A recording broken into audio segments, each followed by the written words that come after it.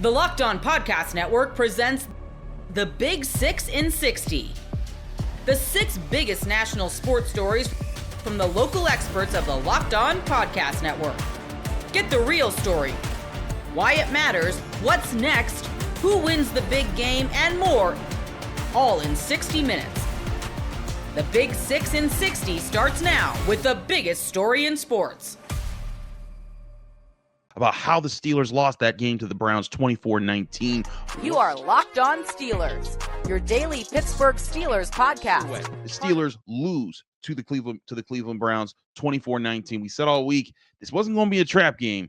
This is just going to be a game they were going to have to gut out. You knew it was going to be tough. You knew it was going to be weird. You knew it was going to be physical, and that's what it came down to. The snow came down. The mistakes were on both sides. Sloppy play on both sides. The Browns got the edge in the end. The Steelers not able to come up with the victory in this one on the road. And I think there's a lot of things to point to in this game. You could point to the offensive struggles yet again early on. They finally do get into the end zone in this game with what I thought was a great pass from Russell Wilson to Calvin Austin. I also think Calvin Austin had a bit of a redemption game for those who thought that he might need to be pushed out of the game plan because he dropped the pass last week, and he made a big play there. I also think that you look at how things worked out. I think Russell Wilson hung in there. I want to talk more about that later. But the thing that I think that you got to point to if you're the Steelers is this team needs to know who it is and who it wants to be in the biggest moments on third down and fourth down.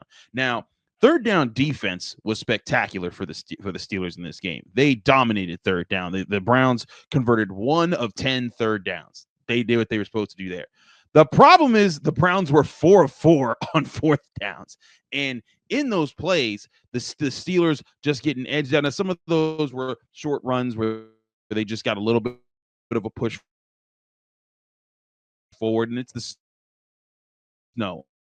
Oftentimes that gives the advantage to the offensive team in those situations.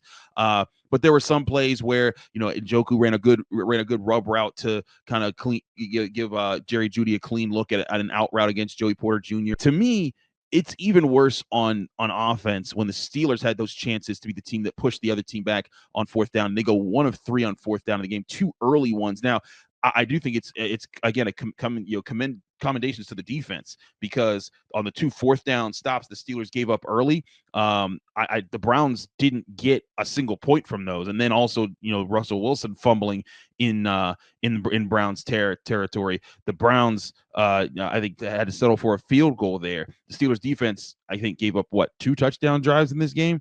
I could be wrong there. I'm kind of working from a kind of also didn't have the game the whole way through the entire game. Yeah, only 2 touchdowns. Also, pardon our dust. For those who might be confused why I'm sitting in this random room that you've never seen before, it's because I'm on the road. I'm actually covering Pitt basketball this weekend at the Greenbrier tournament in West Virginia. So if you follow me on Twitter and everywhere else, you'll see me covering that throughout the weekend. But I had to get here, so this is where I had to watch the game. My internet was terrible. That was there's a lot of rough things trying to follow this game. Couldn't see half the plays with all the snow, but I took some time after the game to kind of try to get feeds, get better looks at a lot of the key moments. So I made sure I knew what I was talking about when I came here.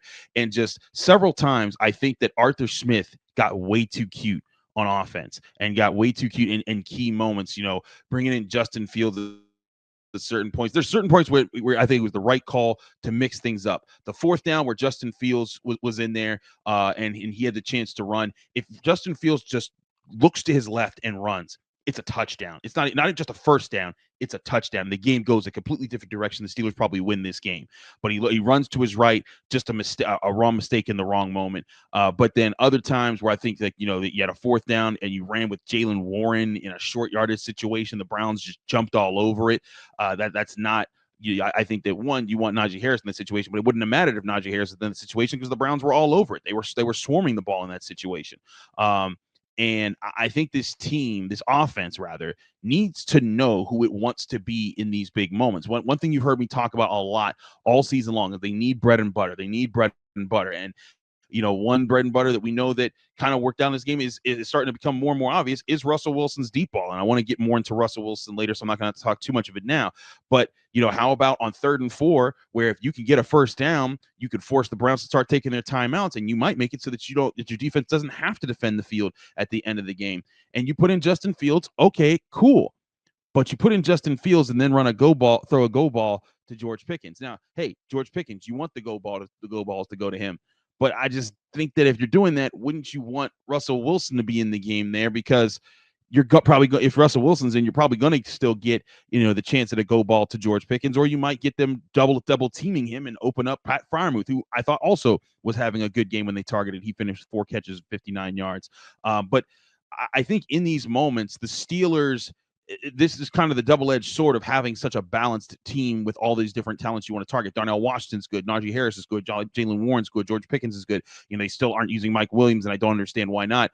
So that's one thing there. But you have all these different places you want to go with the football, and sometimes you try to do too much to get too fancy by spreading the ball all around when you need to just settle on, hey, we can get a mismatch right here. Like, for example, on that 3rd and 4, I don't know why you don't put Russell Wilson back in there and let him and put Pat Freiermuth split out wide and let him run a slant to the middle part of the field while you're sending George Pickens deep behind it. Because here's what the Browns will have to do: they'll either have to cover George Pickens deep with one-on-one with Russell Wilson throwing to him, and that's where Russell Wilson was eating a lot in this game, or they're going to have probably Greg Newsome or one of the guys that have been trying to guard Pat Freiermuth all game, and he wouldn't be, and they had no success in stopping him anytime Russell Wilson threw him the ball. And to me, those options made more sense than what the Steelers went for it there. And look, I'm also one to say, like, hey, we can all have hindsight is 2020. We can all say, I would have called this or I would have called that. And I do think this was not a good game for Arthur Smith. But I also, one thing I think people need to acknowledge all the times is that there's a ton of calls, there's a ton of reason that things go wrong in the call, and sometimes it's not as easy as people saying, oh, well, I would have did something different there as the result. I do think the Steelers should have came out with a better plan of attack on those key money downs. I do think that in general that is the way, and I think they can. But that's why I don't think this was a trap game. They came out with different plans. They came out trying to execute things. They made mistakes. They came out early, had some procedural penalties when they were switching between the cadences of Russell Wilson and Justin Fields on some of those earlier drives. And Mike Tomlin even said after the game, he's like, we took too long to settle in on a lot of those things. And just when you're being a little off here and there, adjusting to things like that, that's what allows, for miscues and being a little bit late or not as focused on plays where you give up 3 sacks in the first half to Myles Garrett. Now, you shut Myles Garrett out in the second half, and that's good and all. But in divisional games and road divisional games and short weeks, you're going to need to win every chance that you can get. And that's where I think the Steelers came up short in this one, is that when they needed to win those key moments, when they needed to win those key spots, they weren't sure who they wanted to be. They were trying to beat Justin Fields in one place. They were trying to throw deep with Justin Fields in another place. They were trying to run into the teeth of the defense, but not committing to that, or they put in Justin Fields and maybe you had the right call there and he just ran the wrong direction. Too many of those moments played out in this game, and the defense doesn't escape culpability either, because they had some key moments, on 4th down where they weren't coming out on top. But in all of those moments, maybe if one of those breaks the Steelers' way in this game, maybe they win this game. Maybe if they get to 3rd and 4, maybe they win this game. If they get one of those stops later in the game, maybe they pull this out in the end. And you were thinking like, wow, how did they pull this one out?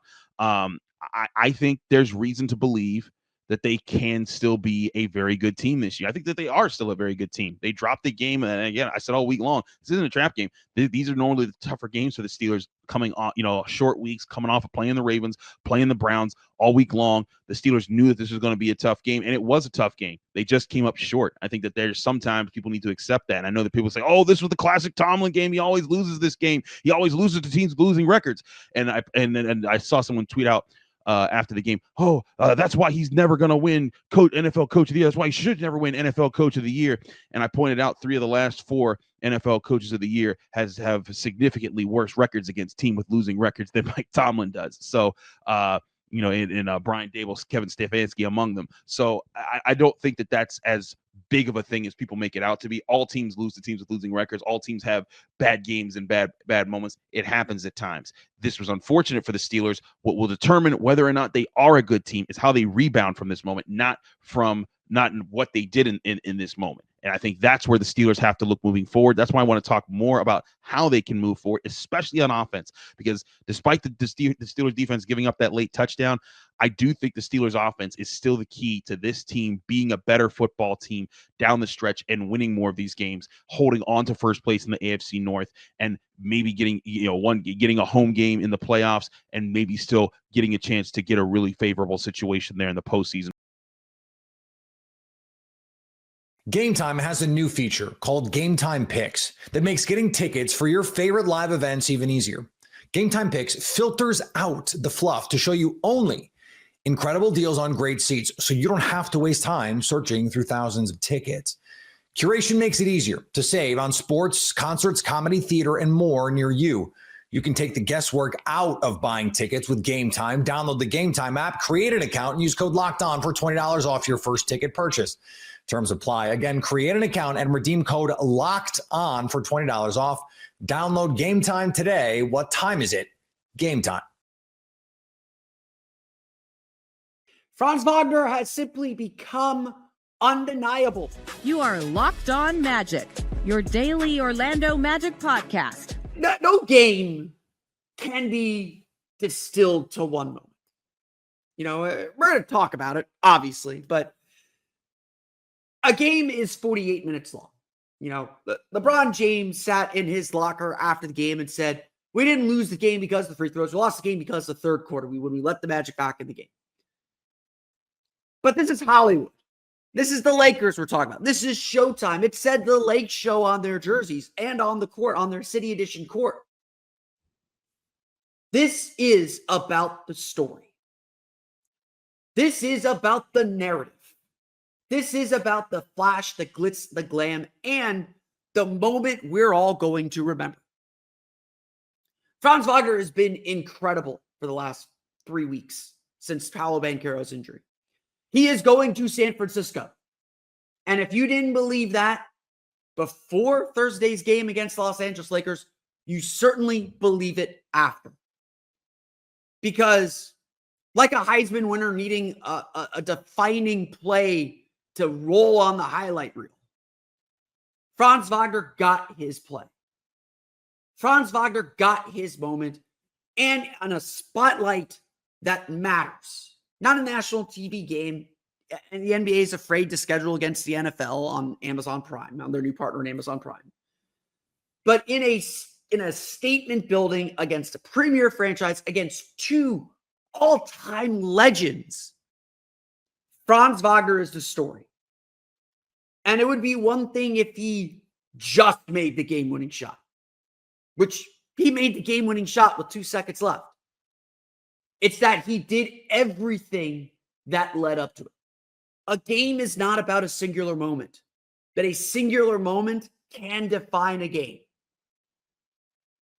And Franz Wagner's game-winning step-back three with 2 seconds left, when he got the switch to Cam Reddish, when he looked Cam Reddish dead in the eye, trying to rock him to sleep, trying to find a way into the paint to just tie the game, and then seeing none and seeing the clock ticking down, stepped back from 28 feet, well behind the three-point line, and drained that three, giving the Magic a 119-118 win, thanks to a Jonathan Isaac contest on Anthony Davis. The Lakers didn't have an answer. The Magic very well may have stolen one, and you may go listen to our friends at Locked On Lakers, and they will lament those missed free throws. 4 missed free throws in the final 40 seconds that left the door open. But the Magic still had to burst their way through. Franz Wagner still had to burst his way through. This was a ballsy shot. Plain and simple. This was not a good shot. This was not a good look. This was an I am going to win the game kind of shot. And in a game where Anthony Davis and LeBron James put in true all-star performances, 39 points, 9 rebounds for Anthony Davis, 31 points, 10 rebounds, 7 assists for LeBron James. Really, really good stuff from those two. The Magic had no answers for them. The Lakers had no answers for Franz Wagner. 37 points, 13 for 26 shooting, 4 for 10 from 3, 7 for 8 from the foul line, 6 rebounds, 11 assists, and 4 steals as well. The Magic weren't going down. Franz Wagner wasn't going down. He scored 15 points in the fourth quarter alone. He scored 13 in the Magic's final 21 points. Assisted on one more, or a couple more after that. He hit every big shot, made every big play down the stretch, staring down LeBron James and Anthony Davis and the big plays that they made. LeBron went on a 10-0 run to flip this game on its head. He scored 3 straight three-pointers. Anthony Davis added a free throw that turned the Magic lead into a 7-point deficit, put the Magic in the hole. It was LeBron James who got an offensive rebound to put the Magic back down 3 late in the game. It was, or put the Magic back down 1 late in the game. It was LeBron James, after a miss by the Magic, finding Anthony Davis on a touchdown pass, on a leak out touchdown pass. The Lakers, neither team was perfect. Let's make that clear. The Lakers put themselves in prime position to win. Their 2 superstar players played like freaking superstars. But the Magic answered. The Magic never relented. The Magic never stopped. Franz Wagner kept coming back at them. Jalen Suggs said the moment felt like a movie, especially with how the Magic lost to the Lakers last year, a little bit earlier in the season on Halloween last year, but almost a little bit more than a year ago. Wagner continued to set so much history as well, becoming the 3rd Magic player to score 35 points and 10 assists in a game, joining Penny Hardaway and Tracy McGrady, and being the youngest forward to do that since LeBron James in 2007. If you want to know what the star leap looks like, this is it. This is what an all-star does. And it was never promised or guaranteed that this is what he would be. Remember, he shot 28% from 3 last year. For him to hit a critical three-pointer, for him to be, 4 for 10 on threes in a game, to take 10 threes in a game, tells you how much he has grown. But I think Jamal Mosley really said it best after the game. With Paolo Banchero out, the Magic have asked Franz Wagner to be uncomfortable. They are pushing him to be uncomfortable. His team needs him to do the things he is uncomfortable doing. For 3 years, so many Magic fans have complained about how few shot attempts he gets, how unassertive Franz can be, and how he doesn't carry himself like a star. Well, take Paolo Banchero off the team for a month and a half at least, and the Magic turned to Franz and said, you got to be this. You've got to do this if we want to win. And Franz has embraced it all. Franz has grown into it all. He has become a star. We all knew he had it in him. We all believed he would be an all-star eventually. But he has truly become every embodiment of that word. And on a night when Anthony Davis and LeBron James were playing like superstars themselves, you had to put Franz Wagner in the same sentence. Like I said, a game is not defined by a singular moment. Or a game is 48 minutes of every possession mattering, and every moment, every run, the ups and downs. It is about all of that. Franz Wagner's 3 was just one incredible play of a series of great plays from the young Magic forward. But a moment can define a game. It can set the story. It can set the narrative. It can be the storyline that we remember, that reminds us of this is what this game was about. I look for it all the time. That's how I like to lead my articles is let me find a moment that that exemplifies a larger point about this game. Franz Wagner stepped up when time was ticking and delivered a win. That's what stars do. And at the end of the day, as much as impressive as Anthony Davis' stat line is, as impressive as LeBron's stat line is, or that dunk he had over Jonathan Isaac in the second quarter, as impressive as all that is, ultimately stars deliver wins. And Franz Wagner delivered a win. Put that pencil away, put it in ink. Franz Wagner's going to San Francisco for All-Star Weekend in February. He is a true star in this league, and the reason why the Magic can still accomplish every single one of their goals and so much more.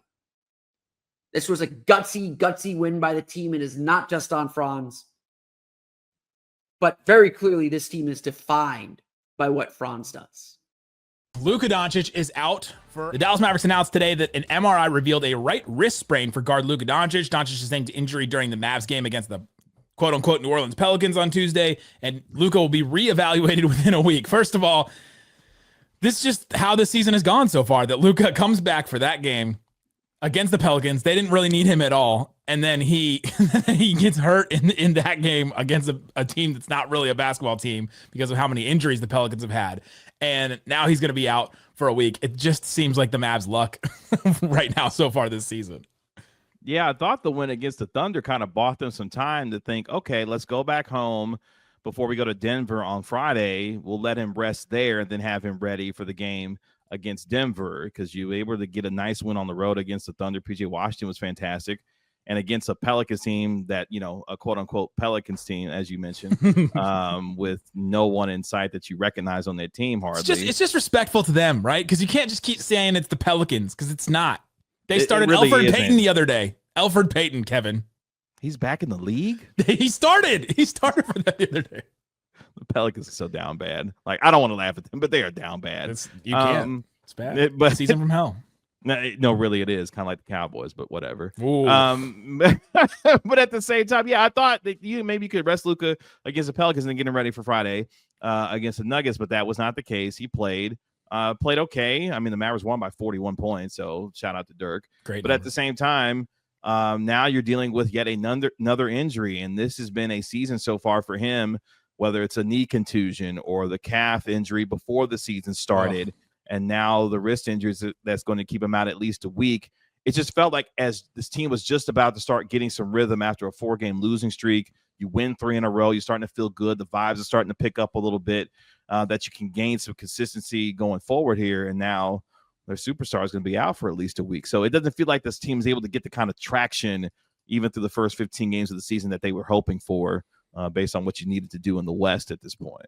They can't get traction as a team, but I think some guys could get going. So we'll talk about some of those a little bit later. But just for Luka himself and for the team now, so a wrist injury is not super concerning, right? That's not something that I'm looking at going, oh, it's the same as, calf strain, and I'm worried about it throughout the rest of the year. Our friend Jeff Stotts, who's at In Street Clothes on Twitter and a bunch of places, he said, keyword is sprain, indicating the injury occurred to one of the many ligaments in the wrist. There's a high degree of variability in these types of injuries. However, the average time lost for a nondescript in-season wrist sprain is 5.9 days. So about 2 games. So they're keeping him for a week, which is about right. Maybe it's a little more serious than some others, but keeping him out for a week. Honestly, Kevin, I don't know where you stand on this, but for me, he probably needs a little more time because his knees and legs, it was not right. And you could tell throughout the beginning of this season. And so maybe this buys him a little bit more rest. Yeah, no, I agree. I mean, if you're looking for any kind of silver lining, I am. If you are, which you clearly are, yeah, he'll be able to rest his body a little bit. And hopefully when he comes back, the legs will be fresher. Obviously, the wrist will be healed up. And he can finally, as Jason Kidd kind of talked about it, kind of be clean for the rest of the year and really get this thing rolling, because the way that the West is playing right now, you can't find yourself having multiple, 2 and 3 game losing streaks. Otherwise, you're going to find yourself in an uphill climb for a real majority of this season. But, for Luka, hopefully he'll be able to get back quickly, but also be healthy for a good portion of the remainder of the season, because they're going to need him, obviously, to try and have the season that they're hoping to have.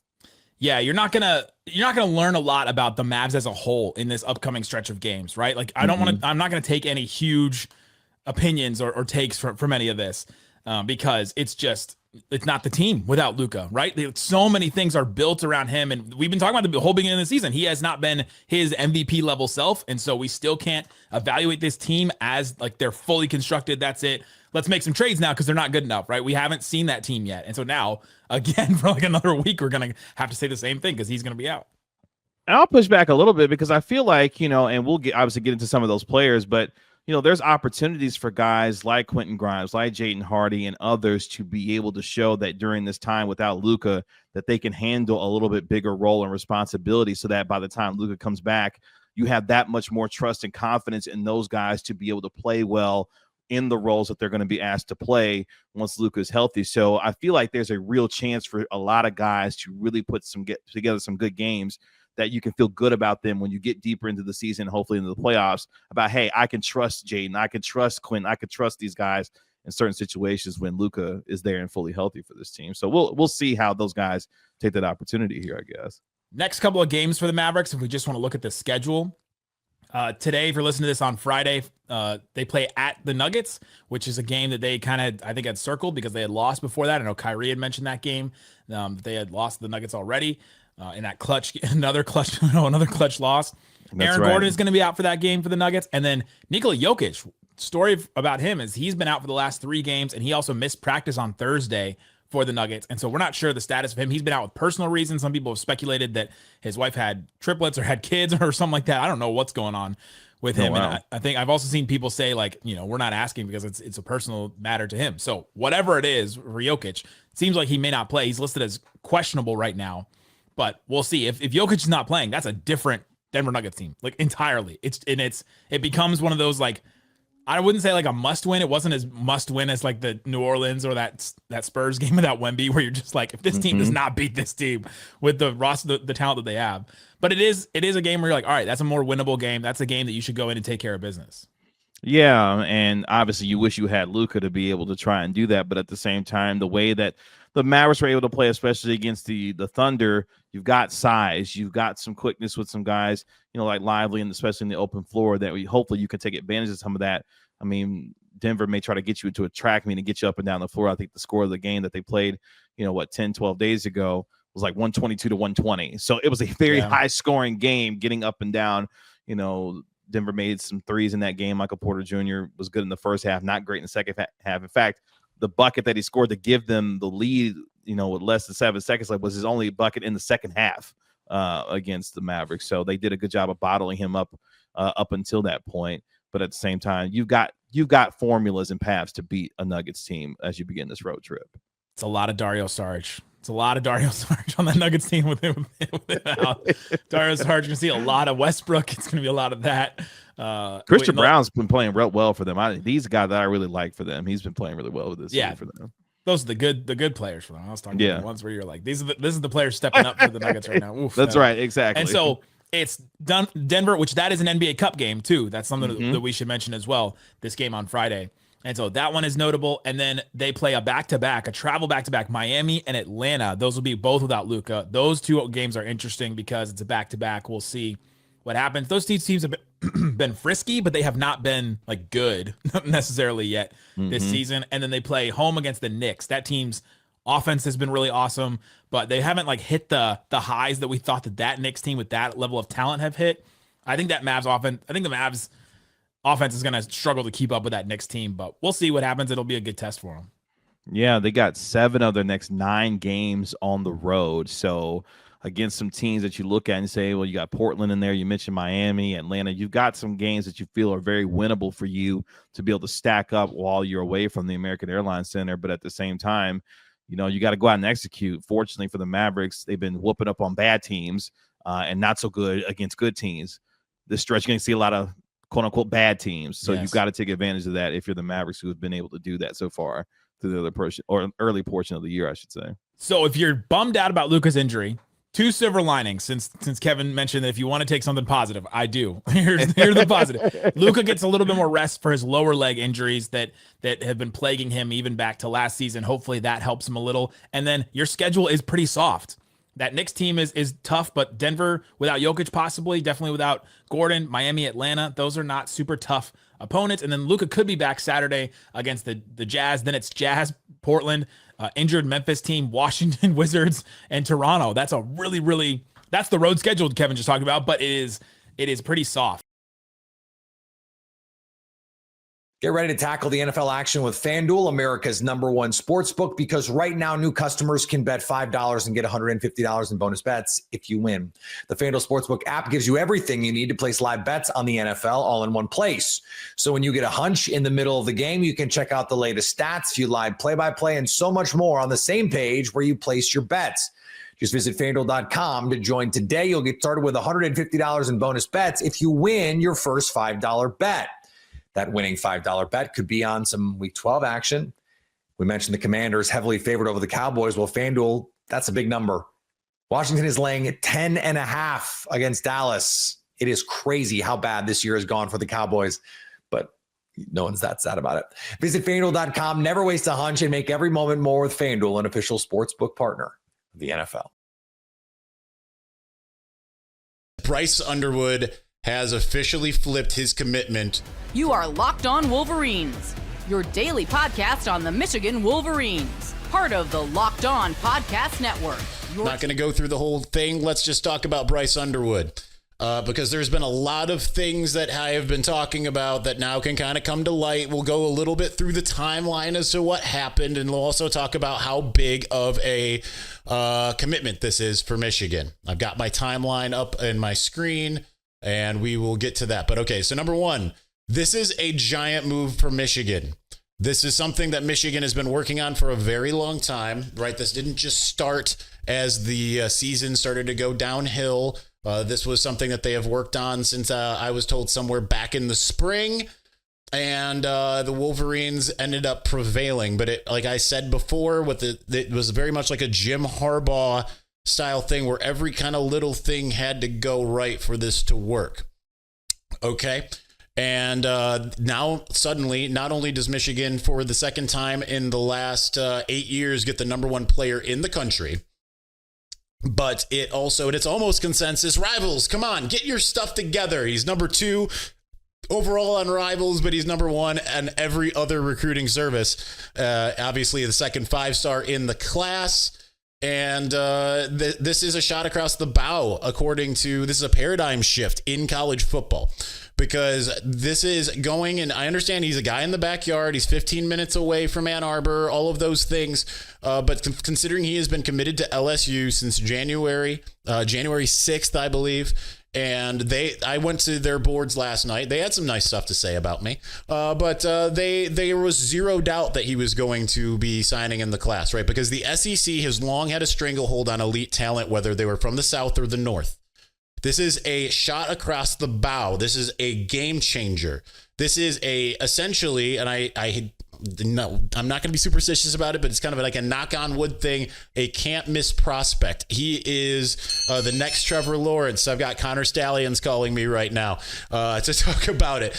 This is something that is just unprecedented for Michigan. This is a different era than the Rashawn Gary of it all, when it was basically trying to explain like what the school can do for you. And Michigan got itself into the NIL game.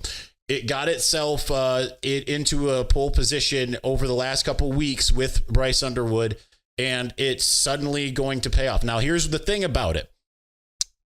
It's going to also have a ripple effect in that it's going to lure other top talent to Ann Arbor, right? This was...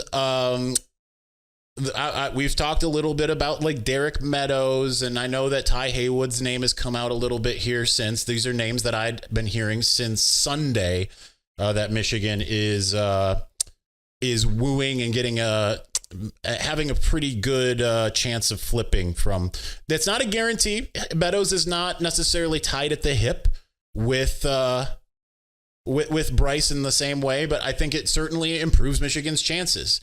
I think you'll see some offensive changes. I think you're going to see a lot of people in the transfer portal that you maybe wouldn't have seen before. And I think when you look at 2026, what you're going to start seeing is a bunch of different players suddenly looking at Michigan And some of it will be NIL plays and such, but there will also be just guys that otherwise weren't going to be looking at Michigan that now will, particularly on the offensive side of the ball. This is going to become a little bit more of a coalition of people who really wanted to do this. So Connor Stalions, again, we will get to him momentarily, but not on the show. Speaking of, huge to have him involved. That was part of the turning point, was being able to have Connor Stalions a part of this recruitment. So the fact that Michigan, they didn't embed him, like I said, this was a Belleville play to kind of make all of these things happen. But nonetheless, this was huge to have him involved, have a guy who knows Michigan, loves Michigan, and he wasn't really actively recruiting Bryce Underwood to Michigan, but he still found a way to deliver. Game Time has a new feature called Game Time Picks that makes getting tickets for your favorite live events even easier. Game Time Picks filters out the fluff to show you only incredible deals on great seats, so you don't have to waste time searching through thousands of tickets. Curation makes it easier to save on sports, concerts, comedy, theater, and more near you. You can take the guesswork out of buying tickets with Game Time. Download the Game Time app, create an account, and use code LOCKEDON for $20 off your first ticket purchase. Terms apply. Again, create an account and redeem code LOCKEDON for $20 off. Download Game Time today. What time is it? Game Time. You are Locked On Buffs, your daily podcast on the Colorado Buffaloes. Let's talk about it. The Colorado Buffaloes, it's big news, right? We just saw it happen on the Pat McAfee show, and if you didn't, I'm glad I could break this news for you. Five-star quarterback Julian Lewis announced his commitment to the Colorado Buffaloes. He picked Colorado over USC, over Auburn, over Georgia, over Indiana. He was one of those players who is a transcendent recruit, right? He's reclassified. He's been dominating in the Georgia high school football circuit at the highest level possible.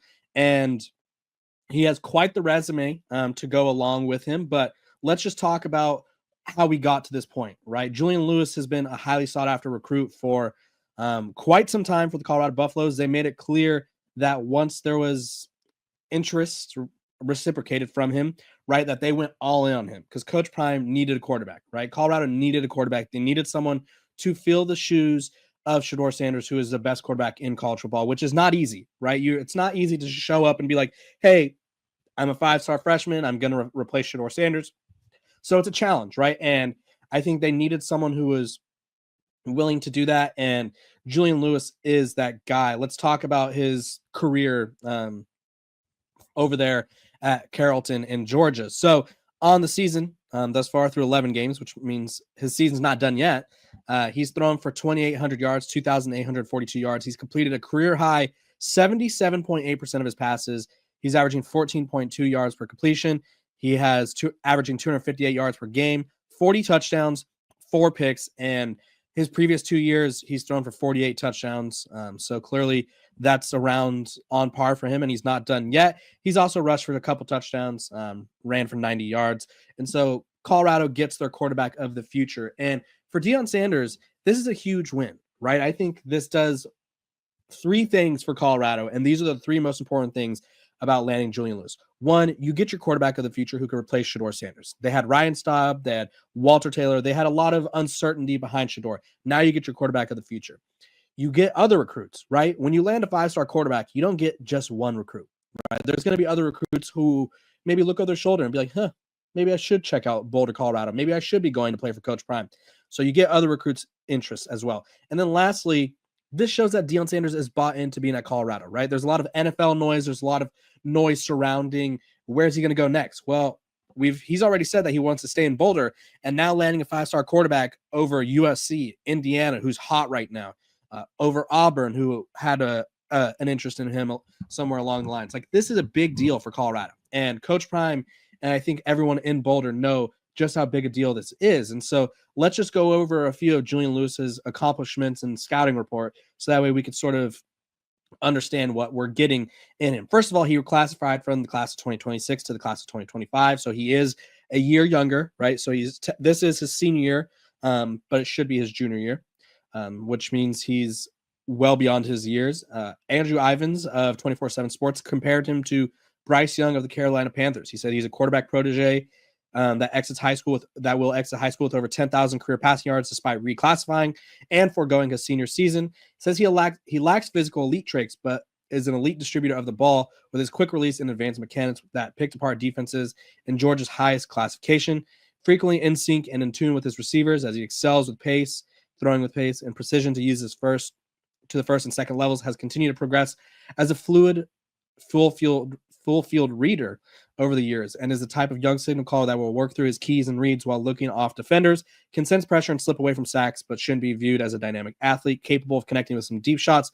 But prep spray chart is painted with horizontal tosses, and camp evaluations suggest he can keep improving as a vertical passer. Overall, he projects as a new age point guard that can push tempo and a modern spread attack with his pinpoint accuracy and savvy decision-making.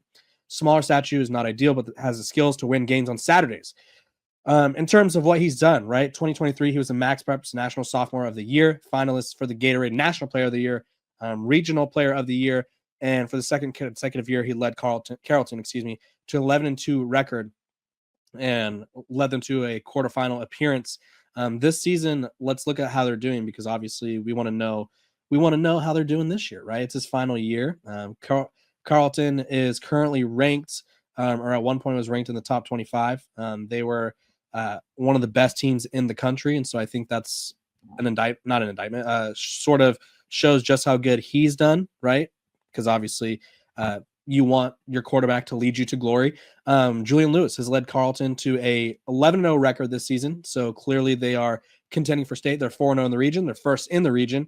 And they are playing against Georgia powerhouse Valdosta on Friday. So Julian Lewis's season is still going. If you guys missed what I talked about, what he brings to the table, he's not viewed as a deep ball threat that's just going to beat you with his arm. He's someone who's quick. He's fast with his release. And he's someone who's going to get the ball to the open man, and he knows how to read a defense. On the Pat McAfee show, he said he was reading cover 3 at age 10. If I remember correctly, and I'm not going to say what defense it was, but Patrick Mahomes said he didn't know how to read defenses until he got to the NFL. So clearly Julian Lewis is advanced for his age, right? Julian Lewis is someone who changes the game for Colorado.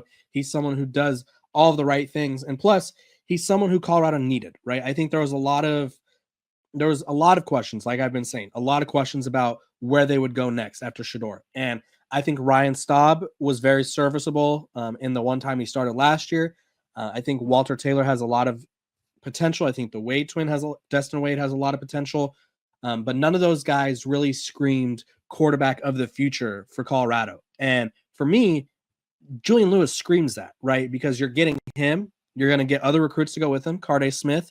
I'm not saying he's committed yet, but he did back off his pledge from USC, right? And they have a slew of IMG guys that they're after right now. So with a quarterback that could be the face of your class, this Colorado class has a chance to really take a major leap up. They're currently ranked 78th in the country. They have two top 200 guys, top 300 guys, depending on your recruiting service. They have 3 4-stars, according to 24/7 Sports. But yeah, they have Julian Lewis. They have Chauncey Gooden, Adrian Wilson, the 4-star receiver. They have Quanell Farkin, 4-star wide receiver. Christian Hudson, who they flipped from UCF. Alex Graham, the DB out of Detroit. Montrez Walker, a linebacker out of Beaufort, Georgia. Antonio Branch Jr., a safety out of Miami. Then they got Zane D'Souza, who's a tight end out of Loveland, Colorado. Corbin Lazier from Johnson City, Tennessee. And then Jay Gardenhire from West Bloomfield, Michigan, offensive tackle. So this class is coming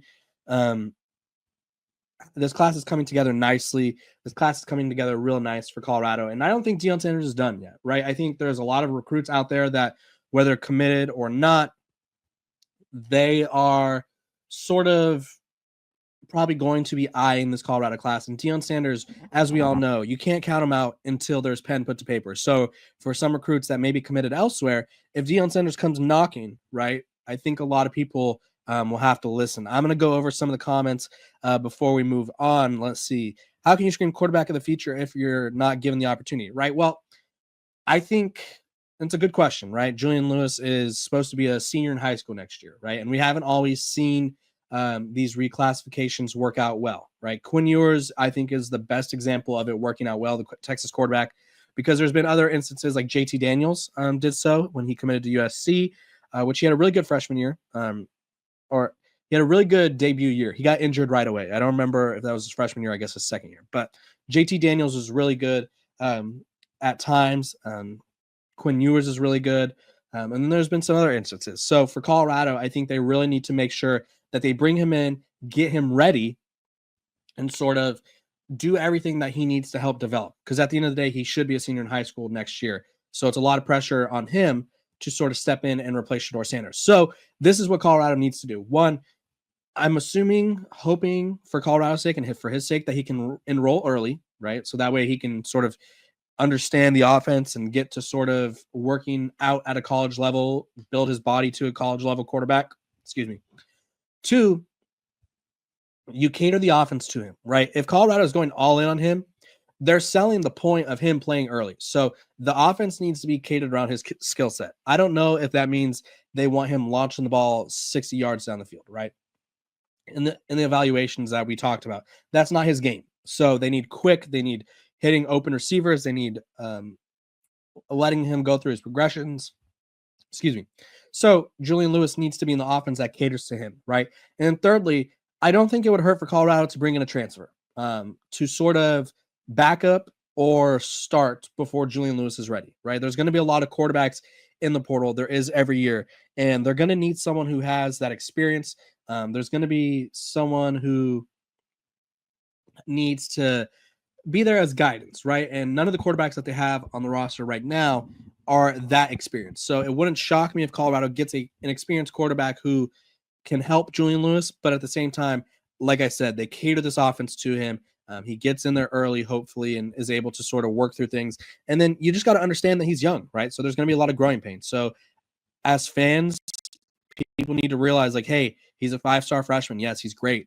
Guess what? Not everyone plays right away as a 5-star freshman, and not everyone is really good as a 5-star freshman, right? We've seen, to go back to Quinn Ewers, his first year was up and down, right? Arch Manning, Texas quarterback, hasn't played yet because he's been sitting behind Quinn Ewers. Dylan Raiola at Nebraska, he had some strong moments and he's had some not so great moments. Like, you have to understand that these quarterbacks are all young and they need time to develop. So for Colorado to land him, though, that's a huge statement for Coach Prime. I don't think Colorado fans could be more happy than they are, because this is sort of, I think, a sign, right? And if things go a different way, I'd be really shocked now. But this is a sign that Deion Sanders is here for the long run, right? You don't go all in on a 5-star quarterback unless you know that you plan on coaching. And if you do, well, that'd be a story for a different day, and we would have to talk about that. But huge pickup for Coach Prime. I think this shuts down some of this Dallas Cowboys talk. I think this maybe helps expedite his raise that he's probably going to get after the season, because Coach Prime is coaching his tail off, and we're seeing results on and off the field. Get ready to tackle the NFL action with FanDuel, America's #1 sportsbook, because right now new customers can bet $5 and get $150 in bonus bets if you win. The FanDuel Sportsbook app gives you everything you need to place live bets on the NFL all in one place. So when you get a hunch in the middle of the game, you can check out the latest stats, view live play-by-play, and so much more on the same page where you place your bets. Just visit FanDuel.com to join today. You'll get started with $150 in bonus bets if you win your first $5 bet. That winning $5 bet could be on some Week 12 action. We mentioned the Commanders heavily favored over the Cowboys. Well, FanDuel, that's a big number. Washington is laying 10.5 against Dallas. It is crazy how bad this year has gone for the Cowboys, but no one's that sad about it. Visit FanDuel.com. Never waste a hunch and make every moment more with FanDuel, an official sportsbook partner of the NFL. The latest from Kyle Shanahan on Brock Purdy. Will he play Sunday? You are Locked On 49ers, your daily San Francisco 49ers podcast, part of the Locked On Podcast Network, your team every day. The injury report, not great right now for the San Francisco 49ers. And we'll start with the latest late Thursday from Kyle Shanahan, who broke down what's going on the injury report. And specifically, we'll start with the quarterback and Brock Purdy. And it doesn't sound great so far. And, we reported yesterday that Wednesday's practice, he didn't really throw at all. He was still limited today, according to Kyle Shanahan on KNBR after practice. Said he didn't do as much as yesterday, but he did a little bit, or he didn't do as much yesterday, did a little bit more today. He went out there and did a little bit, then went back in about halfway through and rested up hopefully it will be feeling great on Sunday. So right now, Kyle Shanahan hoping Brock Purdy will feel better on Sunday. Still limited in practice, did a little bit, went back in and, whatever, got treatment and trying to get right. And adding to it, there was no quarterback speaking at practice Thursday, which is when the starters usually speak. According to Matt Barrows, that suggests that the team doesn't know who's starting in Green Bay because the quarterback now, whoever it is, will speak to reporters on Friday instead of Thursday. And if you really thought Brock Purdy was going to play, he would be going through all those things. Maybe it was just timing wise that he had to get treatment during the same time when he should have been on the podium to speak with reporters. But it doesn't sound great for Brock Purdy, who potentially could not play, Croc. And if he does play, might not quite have all of his shoulder intact. Do you think that maybe they were just kind of protecting him from the media so that he doesn't have to answer questions about the potential injury? Because remember, I think it was Jordan Mason, and he answered a question about when he found out he was going to be the starter and not. And those are things you don't really want to give away. And maybe just with him being, a little banged up, maybe the opposing team, the Green Bay Packers, potentially have to prepare for multiple quarterbacks. I would say if they're preparing for the Niners, it's more about the system as opposed to just this quarterback. I mean, of course, there's like some added playmaking ability to Brock Purdy, but the system is the system in the sense of the play calling, so they're probably just preparing for that. But if I had to guess, it was probably just protecting him from the media, so he doesn't have to answer any questions. And got this good Christian young man. He probably doesn't want to lie to the media about whatever is going on with his injury. That's true. He might spill the beans. Well, to be honest with you, if that's the case, then he's not playing, because that would be the only reason to hide. Because otherwise it would be like, I'm planning on playing. I hope I'm going to play. I'm trying to work through it. And it'd be pretty easy and simple. And I'm not going to get into any further details. I'm going to try to play. The only other thing is if they don't want the other team to know that he's not playing. So if anything, that makes it even more likely that we're going to see Brandon Allen out there. Because by the way, Brandon Allen has been the backup, hasn't, played for the Niners this year, but Brandon Allen, the backup, and the emergency third quarterback who's been inactive has been the Pasternak, right? So that's where the 49ers are right now. Might have a Brandon Allen start for the San Francisco 49ers on Sunday if Brock Purdy can't go. And it's not, as a wise man once said, Croc, it's not ideal. I think back to some games, and Brock Purdy's played some games where he's really banged up. But was it last year?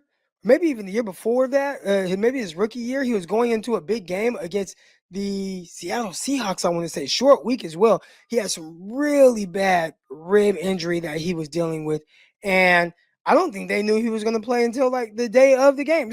So I would say for 49er fans, and that was a game, I don't know if he played his best, but it was good enough to win the football game. Hopefully it's another one of those scenarios where he's just kind of playing possum a little bit. Then game day, I'm ready to go. Give me that shot of Toradol. I'm ready to go. Let it rip. And look, as we know, if it's just a pain tolerance thing, that he'll be out there and it'll be okay. If it's more than that and he's not able to throw, then that could be a multi-week thing anyway. So yeah, we'll see how this goes. It's not great. It's not great for a team that's their backs up against the wall and they really need this game. More on the game against the Green Bay Packers right now. And if news couldn't get worse for the 49ers, who really need this win on Sunday, two of their best players, probably their just straight up best player on offense and defense, are in danger of not playing as well because not practicing again Thursday. Nick Bosa with the hip / oblique injury and Trent Williams with the ankle not practicing. And according to Kyle Shanahan on KNBR, Trent Williams and Bosa are in jeopardy of not playing. And so that was admitted by Kyle Shanahan. And so we'll see what the tag is, what the official designation is going to be for those players on Sunday. But right now, not practicing. The other guys who didn't practice, Jacob Cowley's dealing with a concussion. Tatum Bethune had a knee injury. Sounds like that one might be pretty bad. And then Kevin Givens dealing with a injury as well. The limited participants, Brock Purdy, as we mentioned, George Kittle, hammy. He said he is going to play. Christian McCaffrey's probably going to be limited all year with his Achilles tendonitis that he's been dealing with. And so I don't think that's really an indication whether he's going to play or not. Although, there's a chance that could get worse, but, it shouldn't be surprising that he's limited and he might not practice a whole lot the rest of the year. Charvarius Ward has returned to the team and practiced in limited fashion this week, and John Feliciano still limited with his return from a knee injury. So that is the full practice report from the San Francisco 49ers. But obviously the big one is Nick Bosa and Trent Williams. And look, Croc, if Nick Bosa and Trent Williams and Brock Purdy don't play, you're throwing out a preseason game. That's a preseason lineup. And not only a preseason game, I mean, you're kind of setting the stage for the rest of this season. I mean, this is a must-win game. This is a playoff game for the 49ers. Like, there is no way you can fall to 5-6 and then feel super confident about staying on the East Coast and playing against the Buffalo Bills in Buffalo, which you don't know what kind of weather there's going to be. I mean, you'd probably be timid with Brock Purdy because he hasn't performed his best in the inclement weather. But man, you take Purdy away potentially, or you're not going out there with a Trent Williams or Nick Bosa, you might as well wrap up this entire season. So you got to win. You got to win. You got to win this game, and you have to put the best guys out there. They got to figure it out. You need all hands on deck right now because it's a big swing game. Rick in the chat says so much negativity from the fan base. May have to change their name to the 49er lack of faithful. What do you think about that? And I know there's been fans, we've already squashed this. So, fans, and almost every time the 49ers lose, somebody says to us, whether it's on Twitter, whether it's in a live chat, whether it's on the comments on YouTube, says, fire Kyle Shanahan, right? I'm sure it happens for every team in the NFL. Happened to Bill Belichick when he's in the middle of a dynasty. Fire Bill Belichick. He lost the locker room. They lost the game. It happens. Sometimes fans overreact. Is there too much negativity about this 2024 version of the team right now, Croc?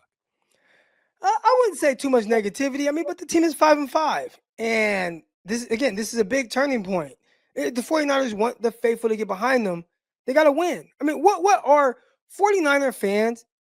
I bet if we did like a demographic of the age, it's all guys 35 and up that probably watch this show for the most part. And a lot of those guys are accustomed to seeing 49ers win, right? I mean, Super Bowls. And right now, they're struggling to win that big game. They've kind of been there, been close 3 different times, had opportunities to win all of them. All right, but you lost those games. And then you turn around and now you're 5-5. So I think because, and I'm not saying this is like a spoiled fan base, but I think the standard is the standard, regardless.